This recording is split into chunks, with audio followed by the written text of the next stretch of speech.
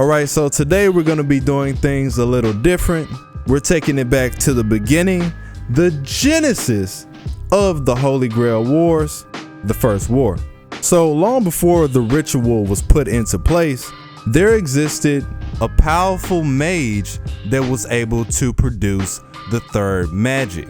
The disciples that were under this mage that created the third magic were unable to recreate the miracle that was pulled off by their mentor, no matter how hard they tried. So what did they do?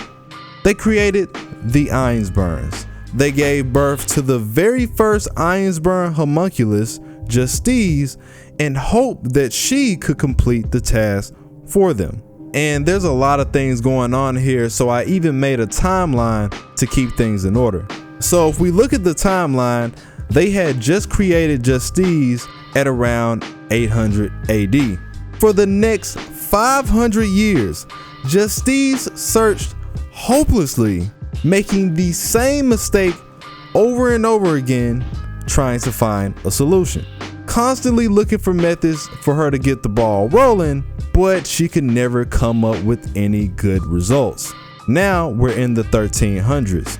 Once she realized that it wasn't gonna work out with the method she was using, she spent the next 300 years looking for somebody that could, help her out a little bit. You won't believe who she asked. Zolgen, formerly known as Makiri Zolgen from the Makiri clan.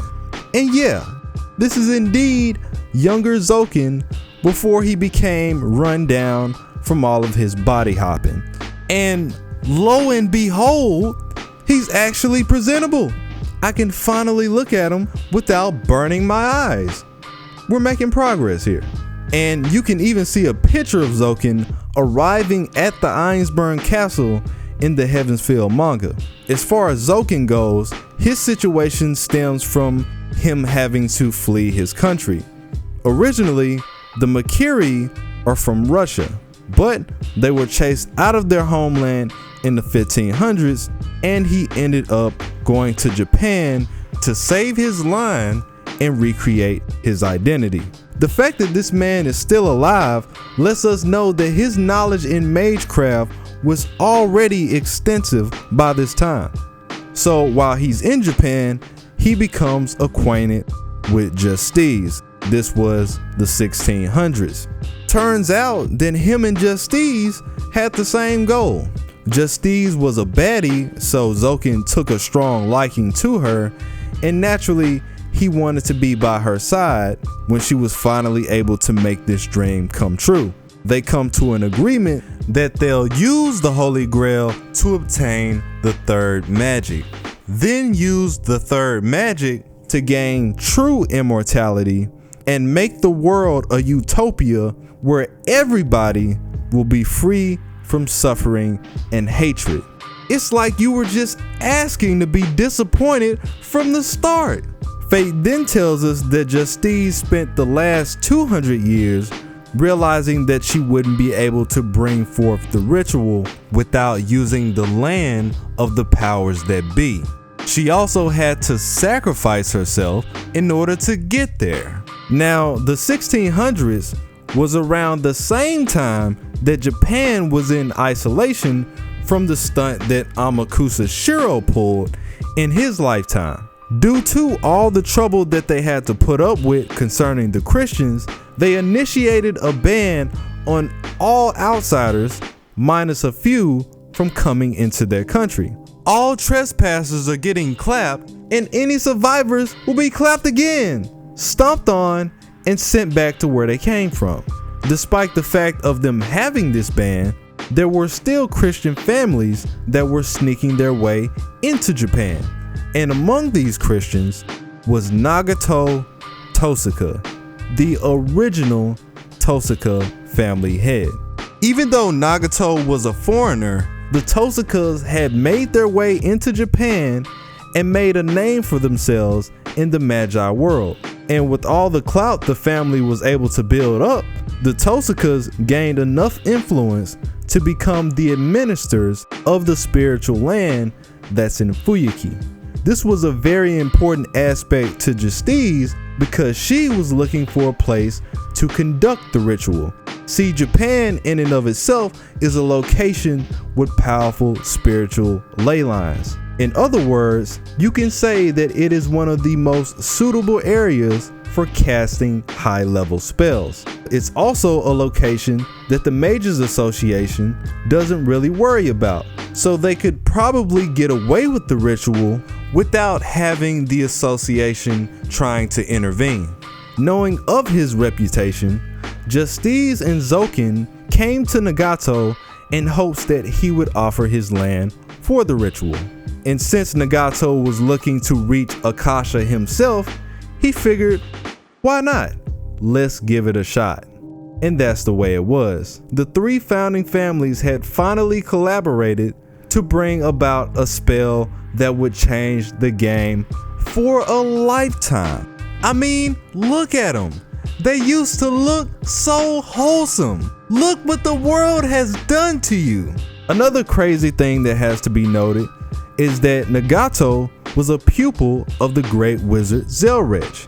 With Zelrech's expertise, he decided that he would be an overseer and keep a close eye on the events of the ritual.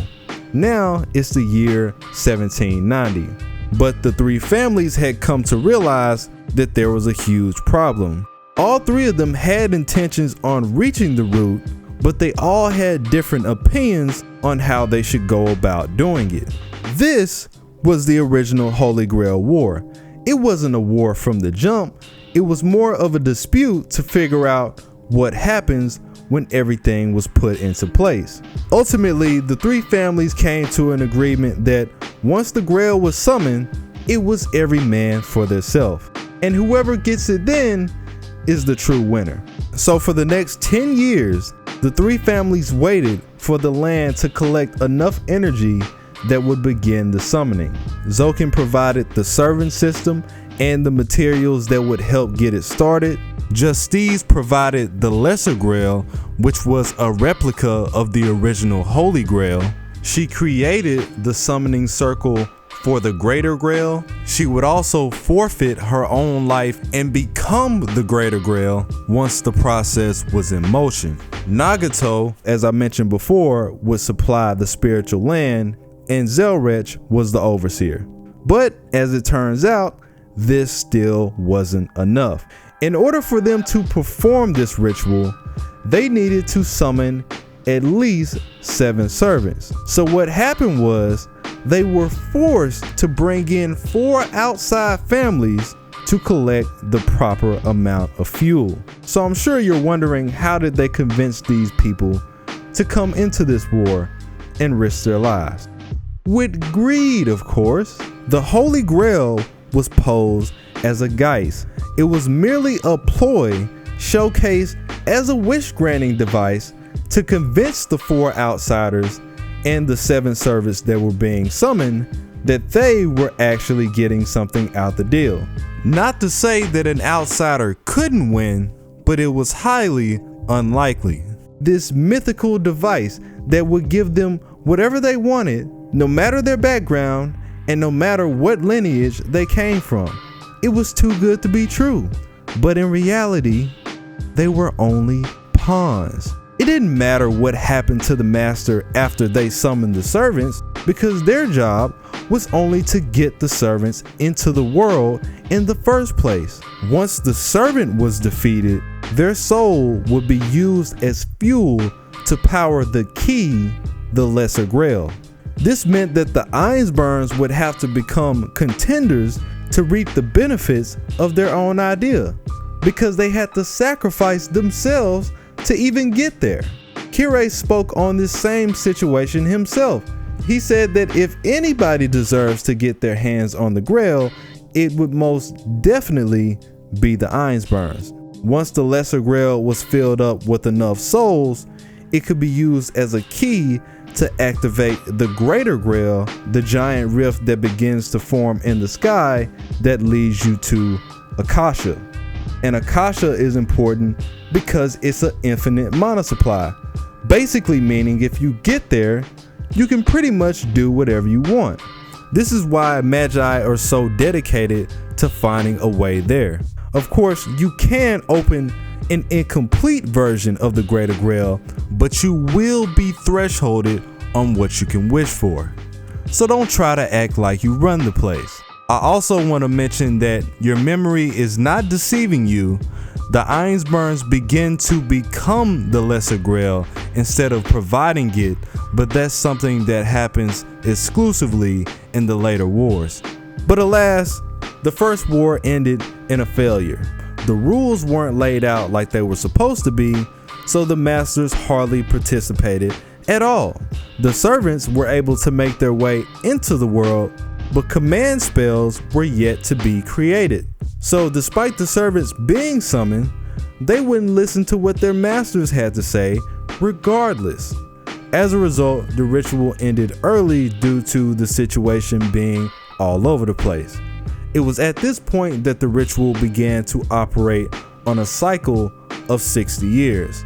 Now, the three families had to wait over half a century in order to get another opportunity to reach Akasha. What a waste.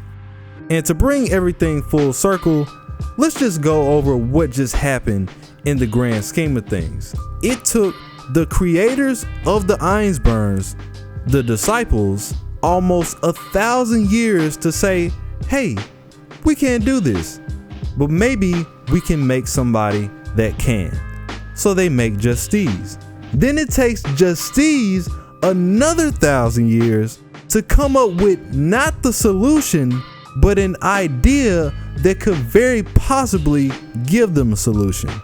And she needed help for that. Meanwhile, the dude that created this magic was able to do all of that on his own. That right there lets us know that whoever created this third magic was raw, and for all we know, he could still be alive. Let me know what you guys think. Like the video if you enjoyed it.